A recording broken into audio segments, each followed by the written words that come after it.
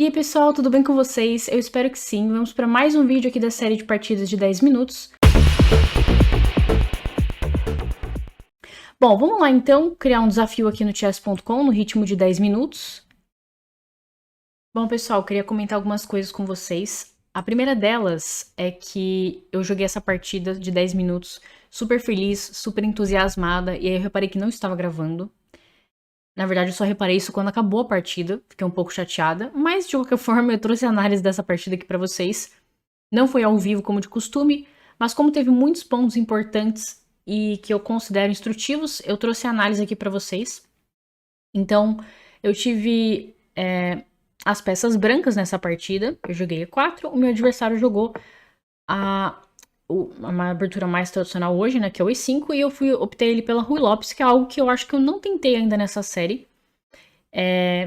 O meu adversário jogou A6, bispo A4, cavalo F6 é uma opção, mas ele acabou jogando B5.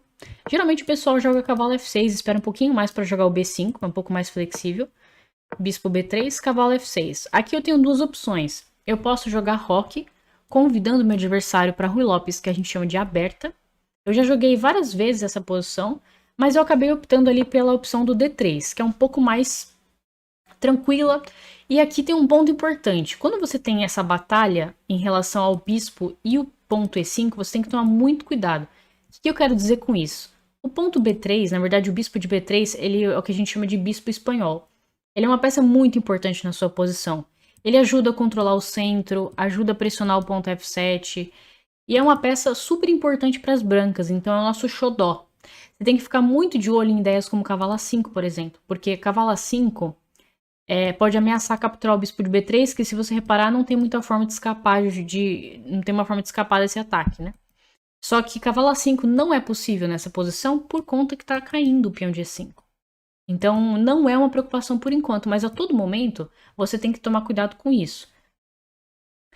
Agora, ele jogou bispo E7, ainda não defendeu, então eu posso fazer roque. Aqui ele acabou jogando roque. E quando o seu adversário retarda um pouquinho o peão de D, em muitas variantes ele pode querer jogar com D5. Essa é uma coisa importante da gente perceber. Então, eu joguei aqui cavalo C3. Tudo bem, você tem várias formas de jogar aqui. Você pode jogar com C3, que é a linha mais normal. Você pode jogar com H3, com A4. A Ruy Lopes e a italiana tem muitas variações, muitas sutilezas. Então, você pode escolher a forma de jogar. Então, aqui eu joguei cavalo C3. Que também é um lance interessante, evita D5, mas também não só isso, o cavalo ele pode manobrar para E2 e para G3, que é algo que ele faria, por exemplo, se você joga torre E1, só para exemplificar, né? Seria mais ou menos essa rota que ele faria. Então eu já meio que acelero um pouquinho. Posso fazer isso via E2 e via G3. Meu adversário acabou jogando D6. Então agora sim, agora ele defende o ponto E5 e está ameaçando o cavalo A5 ganhando meu bispo. Então aqui cavalo A5 é uma ameaça, por isso eu joguei A4. Então, caso ele jogue aqui cavalo A5, eu puxo meu bispinho para 2 e tá tudo bem. Bom, sem esse bispo não quer dizer que você vai ficar perdido, muito longe disso, mas é que se o preto consegue levar esse bispo, basicamente sem ceder nada para você, ou seja, ele conseguiu jogar cavalo A5 de graça, conseguiu capturar o seu bispo, os problemas dele estão praticamente resolvidos, porque daí ele não vai ter mais dificuldade para jogar D5, o bispo E6 vem com bastante calma, ele pode ter em alguns momentos maior controle dessas casas brancas, então isso não é um problema. Ele acabou jogando B4. Eu tenho a opção de fazer isso via cavalo D5, que parece um pouco mais ativo, mas eu optei aqui por jogar cavalo E2. E aqui é um momento muito importante, porque o ponto é que eu quero jogar cavalo G3, tudo bem, mas mais importante do que isso, eu tenho uma ameaça posicional aqui, que é jogar A5. Por que isso é uma ameaça? Quando as brancas conseguem jogar A5, isso vocês podem perceber em várias partidas da Elite que acontecem esse tipo de jogada. Quando as brancas jogam esse lance, elas conseguem várias coisas. Primeiro, ganhar espaço, que é uma coisa sempre muito importante, você ganhar espaço. Segundo, você fixa o peão de A6. Então, a longo prazo, ele pode ser um problema para o seu adversário. E também o ponto B4 fica mais vulnerável, porque ele não conseguiu fazer com que o companheiro dele, os dois meio que se defendessem, né? Então, é extremamente importante as pretas terem jogado esse. Eu acho que esse lance, pessoal, era obrigatório ter sido jogado, do ponto de vista estratégico, do ponto de vista meio que posicional. Porque ele ataca o meu bispo, mas não só isso. Eu vou tirar o meu bispo. mas ele impede o avanço do peão de A5. Aqui ele pode continuar C5, por exemplo. Eu posso jogar bispo E3, cavalo G3. E aqui continua a batalha intensa aí da Ruy Lopes, né? Mas ele acabou jogando H6 nessa posição. Que é um lance que você fala, poxa, não tem nada de errado, né? Ele tá evitando o bispo G5, alguns pulos de cavalo para G5. Mas daí é uma perda de tempo esse lance, porque não faz realmente nenhum sentido. Eu não queria entrar em G5, né?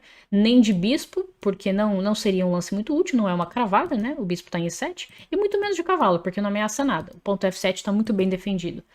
Então, será que realmente cavalo G5 ou bispo G5 era uma ameaça? Na verdade, não. Então não fez muito sentido o lance H6. Porque esse lance, que parece super inofensivo, me deu o tempo exato de jogar A5. E aqui eu já acho que a posição dele é muito chata. Muito chata. Ele jogou bispo G4 e aqui aconteceu uma coisa desastrosa. Eu tava gravando, né? Tava jogando. E eu acabei jogando, eu ia jogar bispo E3. Mas aí eu tava explicando sobre a diferença de eu tentar jogar um bispo D2 e o meu bispo ele parou aqui. O que foi bem triste, porque era pro meu bispo ir pra E3. Porque nessa posição eu gostaria muito de passar o meu cavalo para G3. Só que tem que tomar muito cuidado com esse lance, que é super chato, né? Coloca pressão em F3, ameaça capturar o bispo de B3, e isso aqui é bem desagradável. Por isso que eu tava pensando em jogar o lance bispo E3. Aí eu controlo a casa D4, e aí sim eu posso preparar o pulo do cavalo para G3. Não é grave, pessoal, essa captura. Muita gente fica com medo dessa estrutura quebrada, mas na verdade quem tem mais potencial de ataque são as brancas. Elas podem tirar o rei para H1, colocar uma torre em G1 e de repente elas começam a atacar na coluna G. E tem muita peça defendendo o rei branco e pouca peça preta tentando atacar. Então isso não é uma preocupação para você nesse momento. Mas, infelizmente, o meu mouse soltou em D2. O que não é ainda tão grave, porque D4 está super bem controlado, né? Então ele acabou jogando dama D7, que na minha opinião é uma imprecisão, porque agora eu consigo jogar bispo A4 e ele tem dificuldade para sair dessa cravada. E ao mesmo tempo eu estou ameaçando tomar o peão de B4, já que o cavalo não consegue tomar, se não cai a dama. Então ele defendeu. E aqui o problema é que, como eu mencionei, é super difícil dele desatar esse nó aqui do cavalo de C6 com a dama de D7. Então eu joguei um lance muito legal aqui. Convido você a dar uma pausa no vídeo e tentar descobrir. E o lance D4, ele é muito chato. Ele é muito chato esse lance porque ele ameaça D5 nessa posição. O cavalo não consegue sair porque tá cravado. E ele não consegue, na verdade, sair disso, né? Porque se ele captura em E4, eu jogo D5. Então, ele vai perder uma peça. E se ele tentar jogar D5 para poder parar o avanço do meu peão, repara que ele começa a soltar o centro, né? Então o ponto E5 começa a ser explorado, inclusive agora. E de repente eu tô atacando tudo, né? Então ele acabou jogando bispo por F3, G por F3 e ele sacrificou a peça com dama H3. Mas é aquilo que eu falei pra vocês, você não precisa temer esse tipo de sacrifício, porque você tem que pensar o seguinte, quais são as peças do meu adversário que estão realmente me atacando? Nenhuma, né? Porque a dama em H3, ela tá muito próxima do seu rei, então é natural você ter medo, né?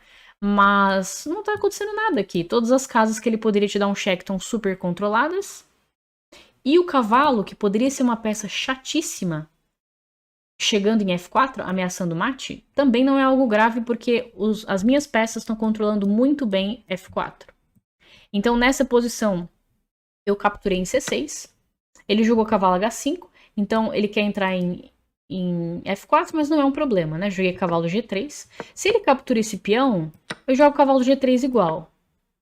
E o problema é que a dama não tem casa. Se você reparar, a dama não tem casa.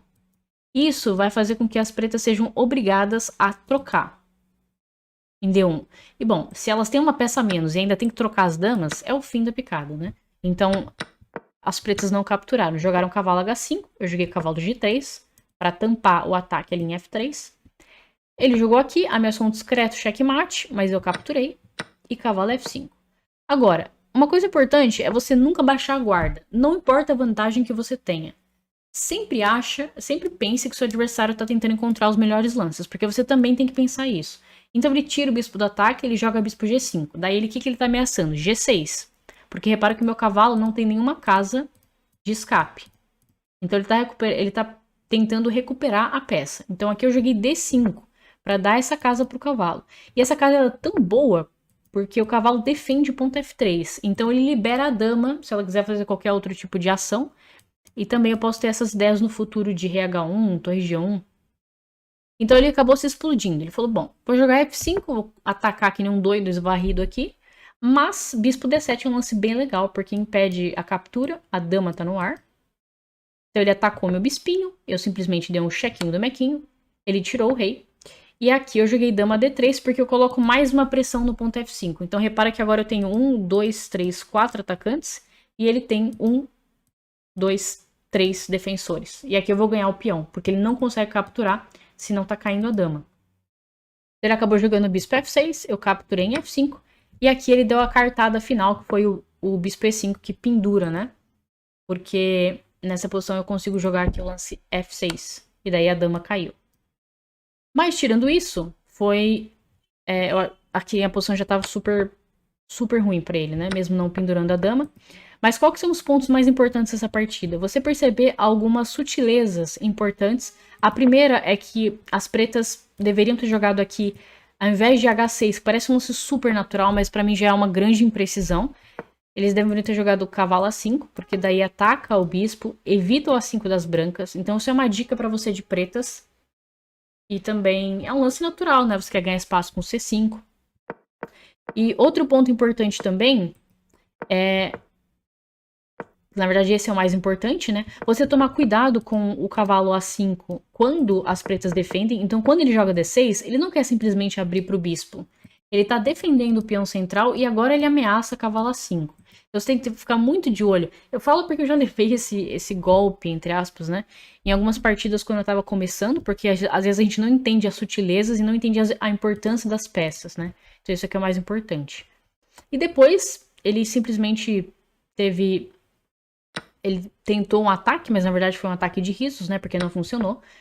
Mas é isso, pessoal. Espero que você tenha gostado, tenha sido instrutiva essa partida pra você. A ideia era fazer lá ao vivo, mas não percebi que não estava gravando. Mas eu quis trazer a análise dela porque eu achei muito importante e muito legal de analisar. Então é isso. Se você gostou, se essa partida foi útil pra você, deixa um like, se inscreve no canal e nos vemos aí nos próximos vídeos dessa série ou de qualquer outro conteúdo aqui.